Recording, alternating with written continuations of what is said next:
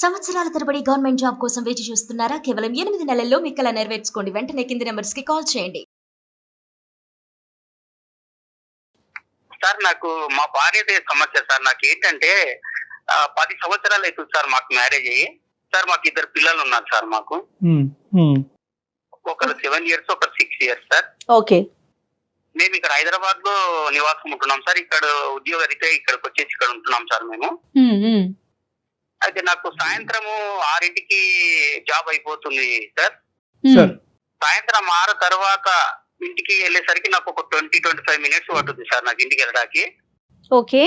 ఒకవేళ traffic jam అయ్యి లేకపోతే ఏదన్నా అటు ఇటు అయ్యి కొద్ది ఒక 10 నిమిషాలు లేట్ అయితే ఇంట్లో నాకు టార్చర్ ఉంటుంది సార్.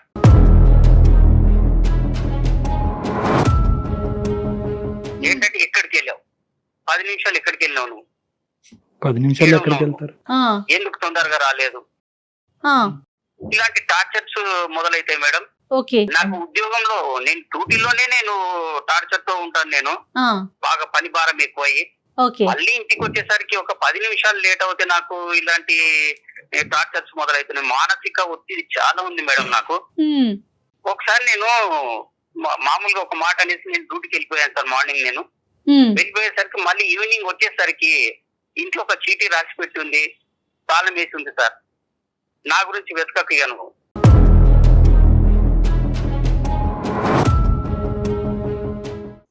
నేను ఎక్కడికైనా వెళ్ళిపోతున్నానని.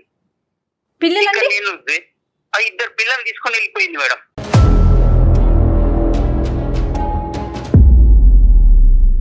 కాదు ఏంటి సార్ సంఘటన, ఏం జరిగింది, దానికి ముందు ఏమైంది? మామూలుగా టీ అడిగాను సార్ నేను.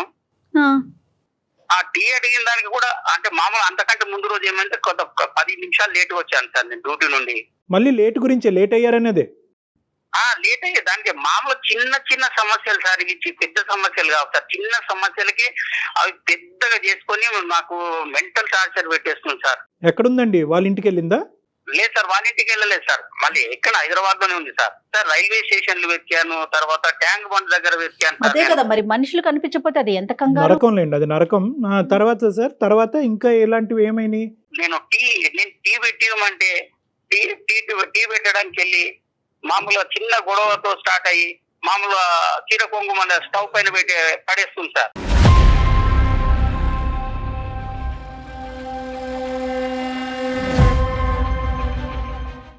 నేను కంగారు పడి మళ్ళీ దానికి పోయి ఆర్పాలి సార్. ఆర్పి మళ్ళీ ఏమైంది, ఎందుకు ఇంత చిన్న 2 మాటలు అనుకున్న దానికి మళ్ళీ అంత పెద్ద చేసుకోవడం ఎందుకని నేను ఆర్పేస్తాను సార్. నేను ఆఫీస్ లేనటువంటి రోజు లేదంటే ఆఫీస్ అయిపోయిన తర్వాత ఇంట్లో మీరిద్దరు ఉన్నప్పుడు మీ ఇద్దరి మధ్యన ఎటువంటి భేదాభిప్రాయాలు రావటం వల్ల ఆవిడ ఇంకా ఆత్మహత్య ధోరణిలోకి వెళ్తున్నారు? అంటే ఆవిడ మాట మీరు వినాలా, మీ మాట ఆవిడ ఆలకించాలా? అదే సార్, ఆమె మాటనే వినాలి సార్ నేను.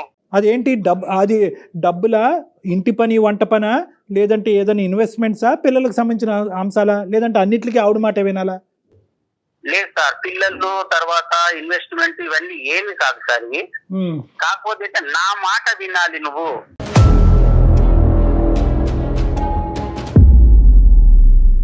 పెళ్ళైన దగ్గర నుంచి ఇంతేనా? పెళ్ళైన దగ్గర నుంచి ఇంతే మేడం. మామూలుగా ఒక 2-3 నెలలు మామూలుగా ఉన్నారు మేడం. ఎన్ని సంవత్సరాలు అవుతుందండి మీకు పెళ్ళయి? 10 సంవత్సరాలు అవుతుంది మేడం. 2 పిల్లలు. ఇప్పుడు మా వాళ్ళు ఉన్నారు సార్. మా వాళ్ళ దగ్గరికి నేను వెళ్ళాను అనుకోండి, మా అక్క చెల్లెళ్ళ వాళ్ళ దగ్గరికి వెళ్తే ఎందుకు వెళ్ళావు అనేటువంటి గొడవ స్టార్ట్ చేస్తారు సార్. వాళ్ళ దగ్గరికి వెళ్ళొద్దు, నేను ఎవరి దగ్గరికి వెళ్ళొద్దు, నేను ఎవరితో మాట్లాడకూడదు, ఎవరితో ఫ్రీగా మాట్లాడినా ఎందుకు మాట్లాడావు, ఈ అనుమానంతో మళ్ళీ ఇంటికి వచ్చిన తర్వాత ఏమన్నారు సార్, మళ్ళీ 10 తర్వాత ఇలాంటి టార్చర్ స్టార్ట్ చేస్తుంది సార్. 10 తర్వాత టార్చర్ స్టార్ట్ చేసిన తర్వాత 11-12 అవుతుంది సార్ మాకు ఈ గొడవ, చిన్న చిన్న గొడవలు. ఇంట్లోంచి వెళ్ళిపోవటం ఒకటి, చీర కొంగు ఏమొచ్చి స్టవ్ మీద వేసి తను హామ్ చేసుకునేటటువంటిది ఇంకా ఏమైనా ఉన్నాయండి ఇలాగా? ఇంకా ఉన్నాయి సార్. మామూలు వంట రూమ్ లో వెళ్తా సార్, వంట రూమ్ లో వంట చేసుకుంటూ చాకు తీసుకొని కోసేసుకుంటుందండి.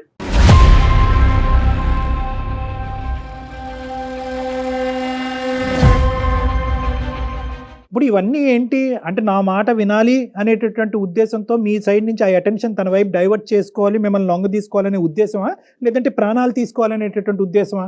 లేదు సార్, నన్ను ఏమన్నా సార్, నన్ను ఏమనకుండా ఆమె అదే. చేసుకోవడం, ఆమె అది చేసుకుంటాను సరే. భయపెడుతుంది సార్. మిమ్మల్ని ఏమి చేయదు, కానీ తను నిజంగా ప్రాణాలు తీసుకోవాలనే ఉద్దేశమా, లేదంటే మీ అటెన్షన్ తన వైపు డ్రా చేసుకునే ఉద్దేశమా? సార్ ఆ టైంలో నేను అటెన్షన్ లేకపోతే ఏమన్నా జరగవచ్చు కదా సార్. అదేలేండి, తన ప్రయత్నం కాస్త నిజం అవ్వచ్చు. ఓకే, అర్థం. అవ్వచ్చు కదా సార్. రైట్. నేను అటెన్షన్ లో లేకపోతే నేను ఏమన్నా అవ్వచ్చు సార్. అంటే అలర్ట్ గా ఉంటాను సార్. నేను ఏ టైంలో ఏమవుతుంది మళ్ళీ అటు చూసేసరికి ఏదో ఒకటి చేసేసుకుంటాను సార్. సార్ ఇంకోటి ఒకసారి హ్యాంగ్ కూడా చేసుకుంటారు, హ్యాంగ్ చేసుకోవడానికి కూడా ప్రయత్నం చేసింది సార్. దానికి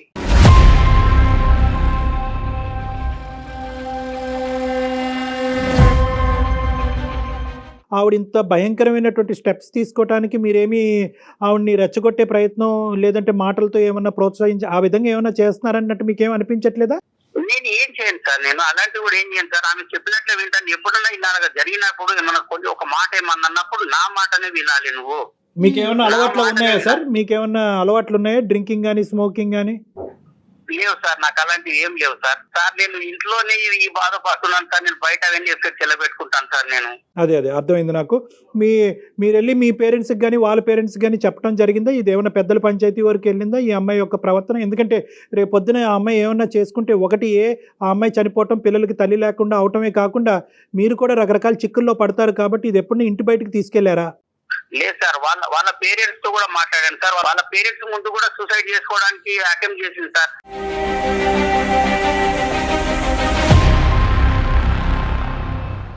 తన నేచర్ అదంటారా?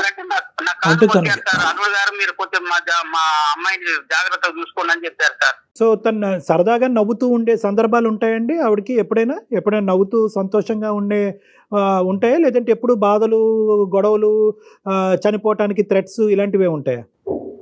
అలా ఉండదు సార్ ఎప్పుడు. కాకపోతే ఏంటంటే ఎప్పుడు నేను చెప్పినట్లు వింటే హ్యాపీ సంతోషంగా ఉంటుంది సార్. ఆమె చెప్పినట్లు వినాలి, రైట్. ఆమె ముందు కూర్చోవాలి, ఆమె చెప్పిందే చేయాలి. ఇంట్లో ఫైనాన్షియల్ గా అంటే మొత్తం ఇల్లంతా ఎవరు చూసుకుంటారండి? తనే హ్యాండిల్ చేస్తారా మీరా? తనే హ్యాండిల్ చేస్తుంది మేడం. డబ్బులంతా తనే చూసుకుంటారు, ఎవరికి ఇవ్వాలన్నా ఏం చేయాలన్నా.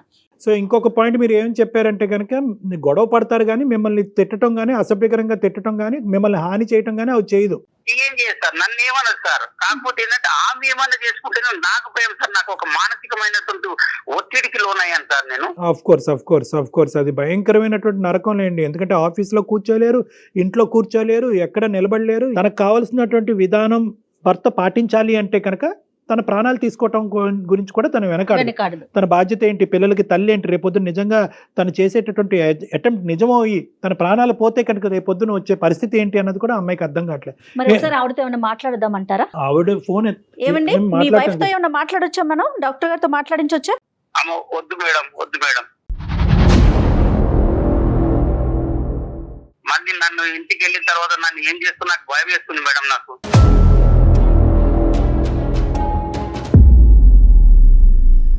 మరి లేదంటే నా దగ్గర తీసుకొస్తారా? పోనీ పర్సనల్ గా తీసుకెళ్తారా? అసలు రావాలి కదా తను. చూడండి ఒకసారి ఒక్క నిమిషం రమేష్ గారు, మీరు ఒకసారి ఆవిడకి ఫోన్ కనెక్ట్ చేసి నేను ఎలా మారాలో, నీకు అనుగుణంగా నేను ఎలా మారాలో నాకు అర్థం కావట్లేదు, కాబట్టి నేను ఎలా మార్పు చెందితే కనుక నీకు నచ్చే విధంగా నీ ప్రాణాల మీదకి నువ్వు తీసుకురాకుండా విధంగా మలుచుకోవాలనే ఉద్దేశంతో నేను చేశానని చెప్పి మీ గురించి మాకు కాల్ చేసినట్టు ఆవిడతో చెప్పండి. ఆవిడ గురించి మాకు కాల్ చేసినట్టు వద్దు. అలా అయితే కనుక ఆవిడ మాట్లాడు, 2 సెకండ్లో ఫోన్ పెట్టేస్తారు, రేపు ఇంటికి వెళ్ళిన తర్వాత మీ పని అయిపోద్ది. కాబట్టి నేను ఎలా మారాలి అనే ఉద్దేశంతోనే నేను చేశాను అన్నట్టుగా ఒకసారి ట్రై చేయండి.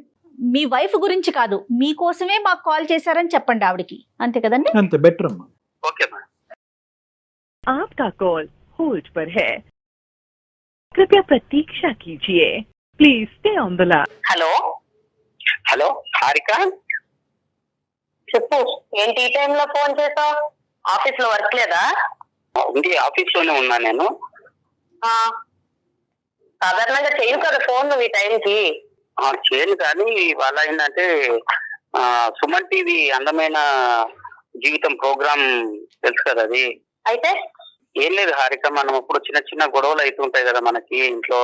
అయితే అవన్నీ నువ్వు వాళ్ళ దగ్గరికి వెళ్ళి చెప్తున్నావా కూర్చుని? వాళ్ళకి ఏమి వాళ్ళ దగ్గరికి వెళ్ళి ఏమి చెప్పట్లేదు హారిక నేను. వాళ్ళు ఫోన్ లో ఉన్న లైన్ లో ఉన్నారు. ఆహా, నువ్వు ఎప్పటి నుంచి ఇలాంటివన్నీ చేయడం మొదలెట్టావు? హారిక గారు ఒక్క నిమిషం అండి, మాట్లాడొచ్చండి హారిక గారు? చెప్పండి చెప్పండి. నమస్తే అండి, మేము అందమైన జీవితం ప్రోగ్రామ్ నుంచి కాల్ చేస్తున్నాము. అయితే నమస్తే అండి. నమస్తే రమేష్ గారు, మాకు ఏం లేదు, మీ ఇద్దరి మధ్య ఏదో చిన్న చిన్న డిస్టర్బెన్సెస్ ఉంటున్నాయి. నేను ఎలా మారాలి, నాకేం చేయాలో నాకు అర్థం కావట్లేదు. ఇది పీక్ స్టేజ్కి వెళ్ళక ముందే ఒక్కసారి డాక్టర్ గారి సలహా ఇస్తే బాగుంటుంది. కాదండి, అవన్నీ నాకు చెప్తే సరిపోతుంది కదా, మీ అందరికి చెప్పాల్సిన అవసరం ఇక్కడ అందరూ అంటే ఎవరు లేరండి, మీరు జస్ట్ ఫోన్ కాల్ లో అదేనండి. ఉన్నారంటే. హారిక గారు, ఒక్క నిమిషం. ఫోన్ కాల్ లో అయినా సరే అతను ఈ రోజు ఏంటంటే ఇప్పుడుకొచ్చి మీ ఇద్దరి మధ్యన ఉండేటటువంటి పరిస్థితిని ఎవరికి వివరించలేదు, ఎవరికి చెప్పుకోలేదు. ఇది మీరు కూడా అంగీకరిస్తారు కదమ్మా. అతను ఏంటంటే అవునండి. ఏదైనా మీ ఇద్దరి మధ్యన 4 గోళ్ల మధ్యనే సెటిల్ చేసుకోవాలి, ఇంటి గుట్టు బయటకు తీసుకెళ్తాం ఎందుకని చెప్పి బహుశా దగ్గర మీ 10 సంవత్సరాల జీవితాన్ని అతను ఈ విధంగానే గడిపాడు. కానీ ఇదే ఫస్ట్ టైం మన ప్రోగ్రామ్ చూసి ఈ ప్రోగ్రామ్ మీద నమ్మకం కలిగి వీళ్ళు ఇన్వాల్వ్ అవుతే కనుక దీనికి ఒక సొల్యూషన్ వస్తుంది అని చెప్పి, అది కూడా ఎలా అడిగాడు, ఏమండి మా ఆవిడకి నచ్చేటటువంటి విధంగా నేను మారాలి అని అనుకుంటున్నాను, ఎన్ని ప్రయత్నాలు చేసినా నేను విఫలమవుతున్నాను, నేను నచ్చే విధంగా మారితే కనుక మా ఆవిడ మానసికంగా ప్రశాంతంగా ఉంటుంది, సో మా ఆవిడ ప్రశాంతత గురించి మా కుటుంబం గురించి నాకు ఒక 2 సలహాలు ఇవ్వండి అంటే, బాబు నీ సైడే చెప్తే మాకేం అర్థం అవుతుంది, ఆవిడకి కూడా ఫోన్ కలిపాయి అంటే అతను భయపడుతూ లాస్ట్ మినిట్లో మేమే కన్విన్స్ చేసి మీకు కల్పించామా, దయచేసి ఈ అంశం మీద అతని మీద మీరు కోప్పడద్దు, అసలు మీరు ప్రాణాలే తీసుకునే పరిస్థితి వరకు ఎందుకు వెళ్తుంది, ఎందుకు ఇన్ని అటెంప్ట్స్ చేశారు, ఏం జరుగుతుందో ఒకసారి చెప్పండి అమ్మా ప్లీజ్, మై రిక్వెస్ట్. ఏం లేదండి, ఇప్పుడు నాకు ఒక్కొక్కరికి ఒక్కొక్క రకంగా వాళ్ళ పైన ప్రేమ ఎలా ఉందన్నది తెలుస్తుంది. ఇప్పుడు నా భర్తకి నా పైన ప్రేమ ఎలా ఉందంటే, నాకు ఇలాంటి చేసినప్పుడు ఆయనలో ఉన్న అసలైన ప్రేమ నాకు బయటకు తెలుస్తుంది. మిగతా అందరూ సినిమాల్లో చూపించినట్టు బయట పై మాట్లాడి అవన్నీ ఉత్తుత్తి డ్రామాలు. ఇప్పుడు భయం వచ్చింది అనుకోండి, లోపల నుంచి ఏమనిపిస్తే అదే కదా బయటకు వస్తుంది, అంతేగాని నటించలేడు కదా, భయం నటించలేడు కదా.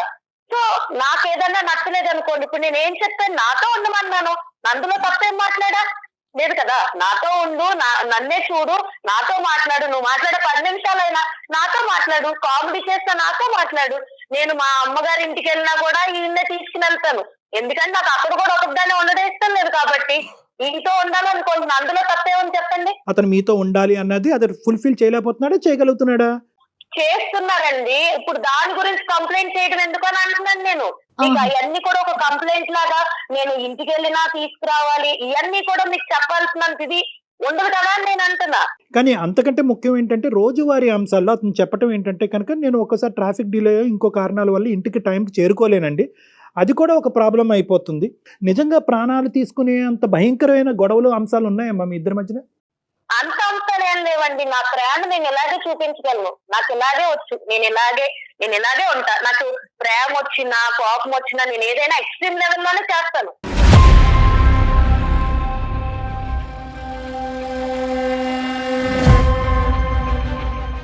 నేనంత సాదాగా నేను అలా లేనండి, చిన్నప్పటి నుంచి నేను ఎలాగే పెరిగాను. మరి దాని వల్ల పక్కన ఉన్న వాళ్ళకి ఇబ్బంది కలుగుతోంది కదండి. అదమ్మా, ఒక నిన్ను హింసించుకోవటం అనేది ఒక అలవాటు ఎలా అవుతుందమ్మా? నిన్ను హింసించుకోవటం, బాధ పెట్టుకోవటం ఎలా అలవాటు అవుతుంది? నువ్వు గీసినటువంటి బొమ్మలాగే నలుగురు అందులో ఉండాలి అనేటటువంటిది ఎంతవరకు పాసిబుల్ అవుతుంది? పోనీ అతను గీసినటువంటి విధంగా నువ్వు ఉండగలవా? ఇక్కడ థింగ్ ఏంటంటేనండి, నేను నలుగురిని ఉండాలని నేను కోరుకోవట్లేదు. ఒకటి, నేను ఆయన పెళ్లి చేసుకున్నాను, ఆయన నన్ను పెళ్లి చేసుకున్నాడు, నా మనిషి అన్న కూడా నాకు తగ్గట్టు ఉండాలన్నది నేను అనుకుంటున్నాను. నేను మా అమ్మ నాన్న వదిలేసి వచ్చినప్పుడు ఇతనే నా ప్రపంచం అనుకున్నప్పుడు నాకు నచ్చినట్టు నేను ఉండాలనుకుంటాను, అందులో తప్పేం లేదు కదండి.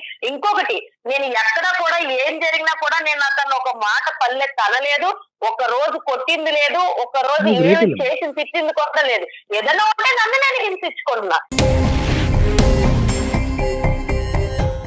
అంటే ప్రేమ దక్కించుకోవాలి అంటే కనుక అవతల వ్యక్తిని భయపెట్టి బెదిరించి లొంగ తీసుకుని ఉక్కిరి బిక్కిరి చేసి, నువ్వు నన్ను ప్రేమించకపోతే కనుక నేను చెప్పినట్టు నువ్వు వినకపోతే నేను చచ్చిపోతాను అనేటటువంటి మాటలు బట్టే ప్రేమ?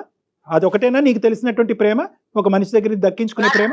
నాకు ఇదే తెలుసండి, నాకు ఇలాంటిదే తెలుసు. నా సైడ్ నుంచి ప్రేమ అంటే ఇలాగే ఉంటది, నాదన్నీ ఎక్స్ట్రీమ్ లిమిట్స్ లోనే ఉంటది. మరి తప్పమ్మా, అలా ఉంటది అంటే కనుక రేపొద్దున మీ పిల్లలు కూడా పెద్ద అయిన తర్వాత, అమ్మ నువ్వు ఇలా ఉంటే కనుక మేము చచ్చిపోతాం, అమ్మ నువ్వు ఎగ్జామ్ రాయమంటే మేము చచ్చిపోతాను, అమ్మ నేను ఫెయిల్ అవుతే నేను చచ్చిపోతానని చెప్పి మిమ్మల్ని బెదిరిస్తారు. విధానం ఉంటే కనుక మార్చుకోవాలమ్మా. సారీ, మీరు ఏదో చెప్తున్నారు రమేష్ గారు. ఈ ప్రేమ కోసం, మన పిల్లల కోసము, నా తల్లిని, నా తండ్రిని, నా బంధుత్వాన్ని అందరిని వదులుకున్నా, నా స్నేహాన్ని కూడా వదులుకున్నారా హారిక నేను? ఇంకా నీకు ఇప్పుడు ప్రేమ పంచాలి నీకు? నేనేం వదులుకోలేదు నీకోసం. రోజు వచ్చి నువ్వు ఇంటికాడ కూర్చుని నాతో టైం స్పెండ్ చేయంటే నీకు తప్పు అయిపోయింది. అప్పుడు ఇక ఈ పంచాయతీ అంతా పట్టుకెళ్ళి అందరికి వినిపించేటట్టు చేస్తున్నావు నువ్వు. నిన్ను వదిలిపెట్టి ఎక్కడికన్నా వెళ్తున్నానా నేను ఇంటికి వచ్చాక? వెళ్ళినప్పుడు నీకు సమస్య లేదు కదా, ఇప్పుడు దాన్ని ఎందుకు పెద్ద సమస్య కింద చూపిస్తున్నావు? నీకు కానటువంటి సమస్య నీకు ఇప్పటికీ కూడా నువ్వు చేసేటటువంటి భయంకరమైనటువంటి వికృతమైనటువంటి పనులు ఇప్పటికీ మీకు అర్థం కావట్లేదు. ఇవన్నీ వికృతమైనటువంటి పనులు. చెంగేమో వచ్చి స్టవ్ మీద వేయటము, ఇంట్లోంచి పారిపోవటము, ఉరి తీసుకోవటానికి ప్రయత్నం చేయటము, విపరీతమైనటువంటి భయంకరమైనటువంటి ప్రయత్నాలు నా అలవాటు. చిన్నప్పటి నుంచి నా ప్రేమను వ్యక్తపరచడం, ప్రేమను దక్కించుకునేటటువంటి విధి విధానాలు ఇదే అని చెప్పి మీరు గొప్పగా చెప్పుకోకండి అమ్మా. నెంబర్ 1 అని చెప్తున్నారు తనే. ఇది ఎక్స్ట్రీమ్ అని మీకు తెలిస్తే కనుక ఆ ఎక్స్ట్రీమిటీ అనేటటువంటిది మార్చుకోవాల్సినటువంటి బాధ్యత మీ మీద ఉంది. ఒకప్పుడు మీరు మార్చుకోలేరు, కెపాసిటీ మీకు అది లేదు అంటే కనుక మాలాంటి వాళ్ళ దగ్గర రండి, అది రెక్టిఫై చేస్తాం. కానీ దయచేసి నేను చెప్పేది ఏంటంటే ఈ వాతావరణం పిల్లలకి చూపెట్టద్దాం. ఇందాక నేను ఒక మాట అన్నాను, రేపొద్దున మీ అమ్మాయి కానీ మీ అబ్బాయి కానీ, అమ్మ నాకు ఇది జరగకపోతే సూసైడ్ చేసుకుంటాను, అమ్మ నాకు ఇది జరగకపోతే మేడ నుంచి దుంకుతాను, అమ్మ ఇది జరగకపోతే టాబ్లెట్స్ మింగుతానంటే ఎలా ఉంటుందమ్మా నీకు? మీ అలవాటు ఇదేరా, అదే అలవాటులో కంటిన్యూ అవ్వండి అని మీ పిల్లలకు చెప్తారా? ఇప్పుడు అంత దూరమే వస్తే నేను అప్పుడు ఏదనిపిస్తే అదే చేస్తానండి. ఇప్పుడు నేను అంత దూరం అవసరం నాకు లేదు. ఇప్పుడు నాకేంటంటే నా భర్త నాతో ఎలా ఉండాలన్నదే నాకు ముఖ్యం. చెప్పండి హారిక, చెప్పండి. మనకు చేయాల్సిందంతా చేసి హారిక అంటే ఏం సరిపోద్దు? ఇప్పుడు నిన్నెవరు ఇవన్నీ బయటకు మాట్లాడమన్నారు ఫస్ట్?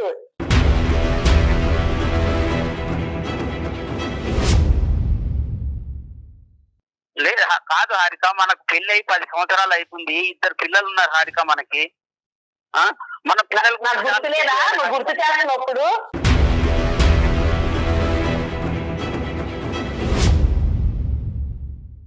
అందుకే కదా నువ్వు సరిగ్గా సరిపోద్ది కదా. నువ్వు అలాంటి ఏమి చేయనప్పుడు నేను ఎందుకు అలాంటి పనులు అంటే చేస్తాను? సరిగ్గా అంటే ఎలా ఉండాలని కోరుకుంటున్నారు హారిక? నాకేం లేదండి. ఆఫీస్ అయిపోయాక వచ్చి నాతో పాటు కూర్చుని టైం స్పెండ్ చేయాలి, నాతో మాట్లాడాలి, ఏదన్నా ఉంటే నాతో షేర్ చేసుకోవాలి. అన్ని నేనే అవ్వాలని నేను అనుకుంటున్నా. అందులో తప్పే ఉంది. ఆయనకంటే సొంత ప్రపంచం లేదా? నీవు చెప్పి నేను ఏం పాటించట్లేదు హారిక. నేను ఇంట్లో ఉండట్లేదు, ఎక్కడికైనా బయటకన్నా వెళ్తున్నాను హారిక. ఇప్పుడు నేను అలాంటి టైంలో నేను అలాంటి అటెంప్ట్ చేస్తున్నాను చెప్పు. నువ్వు ఏదన్నా నేను చెప్పింది చేయకపోతేనే కదా నేను చేస్తున్నాను. అమ్మ నువ్వు అడిగేటటువంటివన్నీ అడుగుతున్నావు, అతను ఏమంటే చేసేటటువంటివన్నీ అతను చేస్తున్నానని అంటున్నాడు. ఇప్పుడు వచ్చి నువ్వు చేయలేకపోతున్నావు, ఇది చేయలేకపోతున్నావు అని చెప్పి ఒక్కటి కూడా ఇది చేయలేదు, ఇది చేయలేకపోయాను మీరు చెప్పలేకపోయారు. ఓన్లీ థింగ్ ఏంటంటే మీకు కావలసినటువంటి విధంగా అతను ఉన్నాడు, ఇప్పటికీ ఉన్నాడు. కానీ ఏంటంటే అతను ఏమన్నా ఆ గీత దాటి అటువైపు వెళ్తాడనేటటువంటి ఆలోచనతో ఏంటంటే మీరు అటో గీత ఇటో గీత దాటి దాన్ని బ్లాక్మెయిల్, నేను చచ్చిపోతాను అనేటటువంటి దాంతో ముడిపెట్టి ఇంకా ఇంకా ఇంకా ఇంకా లొంగ తీసుకునేటటువంటి ఒక పిచ్చి ప్రయత్నం మీరు చేస్తారు. కాదు హారిక, భయంతో లొంగ తీసుకుంటారా, ప్రేమతో లొంగ తీసుకుంటారా? ఏ వ్యక్తినైనా ఎవరినైనా ఇంత పోసగుచ్చినట్టు ఒక మగాడు కానీ ఆడదు కానీ సంసారం కాపురాలు చేయలేరమ్మా. ఇంపాసిబుల్. అతని వ్యక్తిత్వం బట్టి అతను ఉంటాడు, మీ వ్యక్తిత్వం బట్టి మీరు ఉంటారు. At the end of the day మీ ఇద్దరి మధ్యన ఒక బంధం ఉంటుంది, ఆ బంధానికి ఒక ప్రేమ ఉంటుంది, అంతేగాని ఇదేదో 2 1 2 2 2 4 2 3 6 అన్నట్టుగా ఉండదమ్మా. ఇది జీవితం. అది బహుశా నీకు ఎవరు చెప్పలేదు, ఇప్పుడు మేము చెప్తే అర్థం అవుతుంది అనేటటువంటి ఆస్తో నేను ఇలా చెప్తున్నాను. నెంబర్ 1. నెంబర్ 2 ఏంటంటే ఈరోజు నిజంగా ఈరోజు ఎంతో అదృష్టం బాగుంది కాబట్టి ఈరోజు నువ్వు నేను మాట్లాడుకుంటున్నావు అమ్మా. నువ్వు చేసినటువంటి ఒక్క అటెంప్ట్ అయినా కూడా ఈరోజు నిజమై ఉంటే కనుక నీ ప్రాణాలే దక్కుండేవి కాదు. ఒక పనికిరాని కారణానికి ప్రాణాలు తీసుకున్న ఒక భార్యగా, ఒక తల్లిగా చరిత్రలో నిలిచిపోతావు నువ్వు. ఏమన్నా అర్థం ఉందా? మీకేమన్నా క్యాన్సర్లు ఉన్నాయా? రేపో మాపో చచ్చిపోతున్నారా? లేదంటే ఇంకేమన్నా బలమైనటువంటి ఫైనాన్షియల్ బలహీనతలు ఉన్నాయా? తినటానికి తిండి లేదా? పడుకోవటానికి ఇల్లు లేదా? ఏం లేదు మీకు. అన్నీ ఇస్తే దేవుడు అన్నీ ఇస్తే ఇదొక రోగమేమో అని అనుకోవాలి మనం. నిజంగా నాకు కోపం వస్తుందమ్మా. ఇది కాదమ్మా బతికేటటువంటి విధానం. నీకు విపరీతమైనటువంటి యాంగర్ మేనేజ్మెంట్ ప్రాబ్లమ్స్ ఉన్నాయి, అది ఒక మానసిక రోగం. దానికి ట్రీట్మెంట్ తీసుకోవాలమ్మా నువ్వు. నాకు ఇప్పుడు చాలా కోపం వస్తుంది. వస్తుందండి. మీరన్నీ అన్ని మాట్లాడుతుంటే నాకు కోపం అలా వస్తుంది. కదమ్మా, మీకెవరైతే కోపం నిజంగా వస్తుందో నిజంగా ఇంత నాకు చెప్పు కోపం వస్తుంది. కాదమ్మా, నిజంగా ఇంత చెప్పు చేతల్లో ఉండేటటువంటి మగాడు కావాలి అంటే కనుక నువ్వు ఏ రోబోనో పెళ్లి చేసుకోవాల్సింది. ఒక రోబోట్ని పెళ్లి చేసుకుని నీ చేతిలో ఒక రిమోట్ కంట్రోల్ ఉంటుంది, ప్లస్ మైనస్ అప్ డౌన్ నొక్కుంటే నువ్వు చెప్పినట్టుగా ఆడతాడు అతను. మీరు నా లైఫ్ డిసైడ్ చేయడానికి మీరు సరిపోరు కదండి. లేదమ్మా, లేదు, నేనేం నేను చేయాలి, ఓన్లీ ఏం చేయొద్దు అన్నది. అమ్మ ఇది కేవలం మీరు నీ ఎవరు లైఫ్ పెళ్లి ఒక్కటే అయితే చేసుకోవాలి, కనుక అన్నీ మీకు చెప్పాల్సిన తల్లి అవసరం నాకు లేదు కదండి. అమ్మా, నీ లైఫ్ ఒక్కటే అయితే కనుక నేను ఇలా మాట్లాడినమ్మా. నీ లైఫ్, నీ పిల్లల లైఫ్, నీ భర్త లైఫ్, అందరి లైఫ్స్ ఇక్కడ ముడిపడి ఉన్నాయి కాబట్టి నీకు చెప్తున్నాను. నీకొక్కదానికి చెప్పేటటువంటి కెపాసిటీ నాకు లేకపోవచ్చు. కాదండి, అర్థమయ్యే విధంగా డాక్టర్ గారు చెప్తుంటేనే మీరు మాట్లాడే విధానం అర్థమవుతోందండి. మీరు ఎలా మాట్లాడుతున్నారు, డాక్టర్ గారు ఏం చెప్తున్నారు, మీరేం మాట్లాడుతున్నారు, మీరెవరు అని అడుగుతున్నారు. నాకు ఏమండి నాకు పద్ధతేనా? ఇదంతా కాదండి. నాకు ఇంకొక పర్సన్ మా రిలేషన్ లో దూరడం నాకు ఇష్టం లేదు.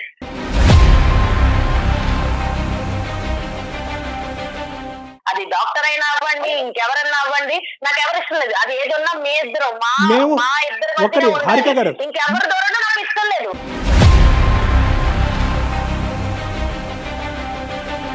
Super correct. హారిక గారు, ఈ సెకండ్లో మేము ఫోన్ కాల్ కట్టి బయటకు వెళ్ళిపోతాం. మీకు ఒక 1 వీక్ టైం ఇస్తాం. మీ ఇష్యూని రిజాల్వ్ చేసుకుంటారా? మీ ఇష్యూని మీ ప్రాణాల మీద తీసుకొచ్చుకోకుండా, సూసైడ్ చేసుకుంటాననేటటువంటి మాటలు రాకుండా, అటువంటి అటెంప్ట్లు చేయకుండా, ఇంట్లోంచి పారిపోకుండా మీరు మీ ఇష్యూని రిజాల్వ్ చేసుకునేటట్టు అయితే కనుక మాకెందుకమ్మా, మాకు ఇంకో 2000 మీ ఈమెయిల్స్ వెయిట్ చేస్తున్నాయి. మాకు బాబు మాకు హెల్ప్ చేయండి, బాబు మాకు హెల్ప్ చేయండి అని ఇంకో 2000 ఈమెయిల్స్ మాకు పెండింగ్లో ఉన్నాయి. వాళ్ళకి చేసుకుంటాం పోయి. వద్దనుకునే దానికి నీకెందుకు చేస్తాం? నిజంగా నువ్వు వారం రోజుల టైంలో కదమ్మా హారిక గారు, నిజంగా అతను చేసినా మేం చేసినా ఎవరు చేసినా ఒక వారం రోజుల్లో మీ యొక్క ఇష్యూని మీ హస్బెండ్కి మీ పిల్లలకి ఇబ్బంది లేనటువంటి పరిస్థితుల్లో రిజాల్వ్ చేసుకునే కెపాసిటీ మెంటాలిటీకి మీకుందా? ఏది ఉన్నది నేను చూసుకుంటానండి.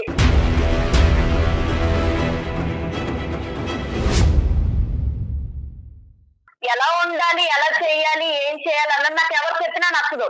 అమ్మా, నార్సిస్టిక్ పర్సనల్ అంటారు, అహంకార ధోరణి. వినాలంటే నేను అదే అనుకుంటున్నా. పెళ్ళై నేను వచ్చిన తర్వాత ఇతనే నా ప్రపంచం, ఇతనే నా సర్వస్వం అనుకున్నప్పుడు నేను ఏం చెప్తే ఆయన కూడా ఉండాలి.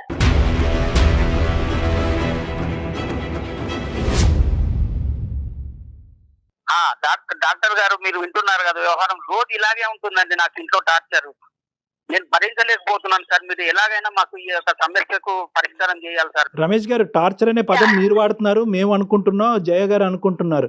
కానీ అక్కడ ఆవిడ అనుకోవట్లే కదా, ఆవిడకి అది టార్చర్లా కనిపించట్లేదు. అది విధానము, అది ఒక పద్ధతి, ఆవిడ నేర్పరితనము, ఆవిడ ఆలోచన శైలి, పుట్టేరుగా ఆవిడ ఇలాగే బతికిందంట. మా వాళ్ళని అందరిని వదులుకున్నాను సార్, నా ఫ్రెండ్స్ వదులుకున్నాను. అదే మీరు చేసిన పొరపాటు. 10 ఏళ్ల నుంచి మీరు చేసిన తప్పే మీ అదే కదండి. పొరపాటు ఏంటంటే ఆవిడ ఒక చెయ్యి పట్టుకుని కిందకి, మీ కాలర్ పట్టుకుని ఒక్కొక్క మెట్టు కిందకి ఈడ్చుకుని వస్తున్నంత సేపు మీరు కిందకు వచ్చారు. ఎందుకు వచ్చారంటే కుటుంబాన్ని కాపాడటానికి మీరు వచ్చారు.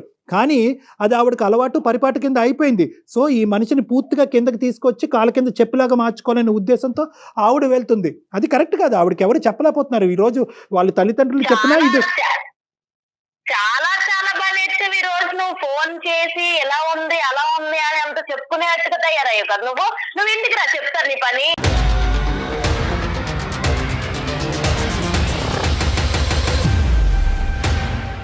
హారిక సారీ అమ్మ మేమేమైనా తప్పుగా మాట్లాడితే క్షమించండి. కానీ ఒక్క నిమిషం ఇంటికి రాస్తే చూద్దాం అని చెప్పి ఈరోజు ఇప్పటి వరకు అతను చూడలేదు అని అన్నావు. ఇప్పుడు ఏంటంటే అతను చూస్తాను అని అంటున్నావు. అతను చూస్తావో నువ్వేమన్నా చేసుకుంటావు అనేటటువంటి భయంతో మాకుంటుంది. ఒక్క 2 నిమిషాలు మనం మాట్లాడుకుందాం. ఒక్క నిమిషం హారిక. ఇప్పుడు ఇదంతా కాదండి, నాకు ఇప్పుడు కోపం తెప్పించాడు మా ఆయన. ఇవన్నీ మీకు చెప్పాల్సిన అవసరం లేదు. ఫస్ట్ థింగ్ నాతో మాట్లాడాలి, లేదా ఏదన్నా ఉన్నా ఇలా ఉంది ఇలాంటి థాట్ ఉండాలంటే నాకు ముందు చెప్పాలి. నాతో నువ్వు 190 సార్లైనా మాట్లాడాలి. నువ్వు నన్ను పెళ్లి చేసుకున్నావు కాబట్టి నాకు చెప్పాలి. ఎన్ని సార్లైనా నువ్వు చెప్పాలి. నేను వినకపోతే నాకు అర్థమయ్యేలాగా నువ్వు చెప్తూనే ఉండాలి. నేను వినకపోతే నా చేతిలో ఉండదు.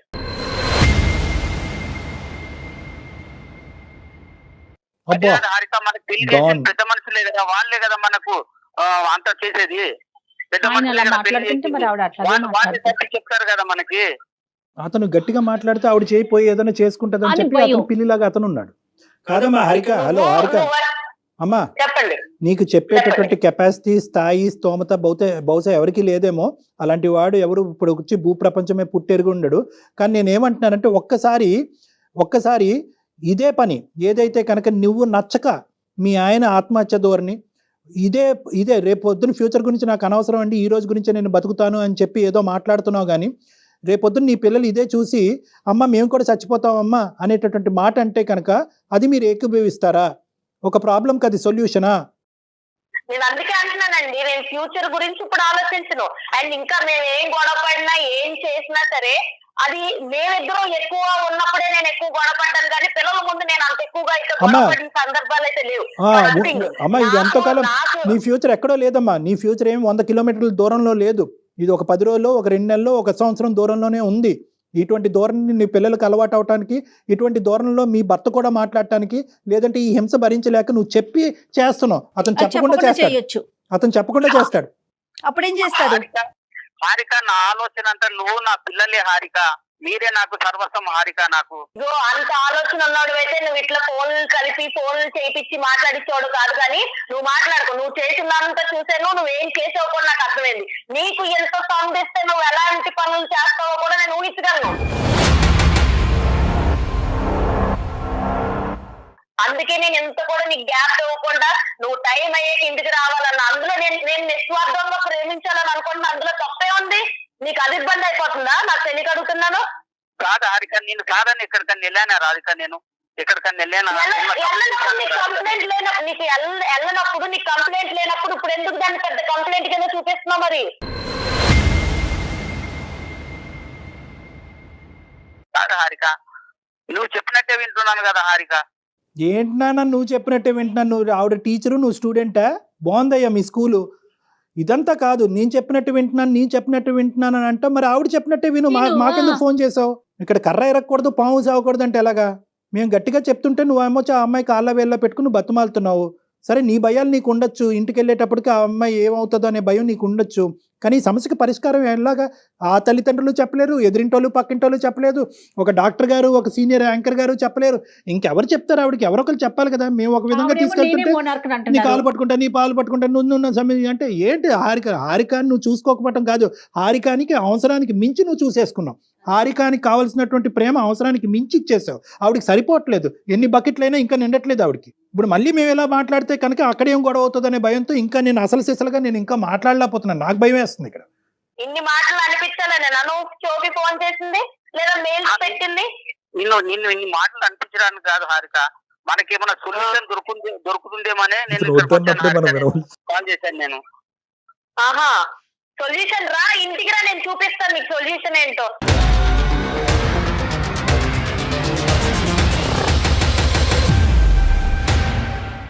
ఏం సొల్యూషన్ చేయొచ్చో, ఏం సొల్యూషన్ తయారు చేయొచ్చో నేను బాగా తయారు చేసి పెడతాను నీకోసం. నువ్వైతే ఆఫీస్ అయితే చక్కగా 6:30కి ఇంటికి వచ్చే ఏం సొల్యూషన్ ఉందని నువ్వు చూద్ది కానీ, నీ కల్లారా నువ్వు చూద్ది కానీ. థ్యాంక్ యూ సో మచ్ అండి మీ అందరికి. మీరు మాట్లాడింది నాకు దయచేసి అమ్మ ఒకటి, నువ్వు అతనికి ఏం సొల్యూషన్ ఏ సూప్ పెడతావో నాకు తెలియదు, కానీ నేను ఒకటే అడుగుతున్నాను. ఒక్కసారి అవకాశం ఉంటే కనుక ఈ రోజు అతను చేసినటువంటి తప్పుకి బహుశా అతను మీకు కాల్ చేసి మేమే అతన్ని ఇబ్బంది పెట్టి బలవంతంగా నీకు కాల్ చేయించడం జరిగింది. ఎందుకంటే ఎక్కడో చోట ఒక సానుకూలమైనటువంటి పరిష్కారం ఈ ప్రాబ్లంకి ఉంటుందేమో అనే ఉద్దేశంతో నేనే కలపండి అంటే అతను చాలా భయంతో కలిపాడు.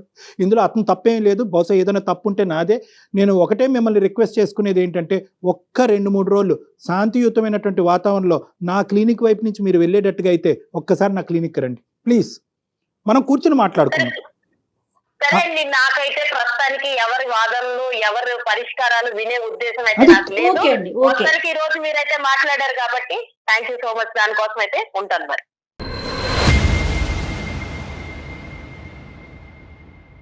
ఉన్నారండి, మీరున్నారా? ఉన్నాను మేడం. బాగా అర్థమైంది లేండి మాకు మీ పరిస్థితి. 10 ఏళ్ల నుంచి మీరు ఎంత బాధ అనుభవిస్తున్నారు.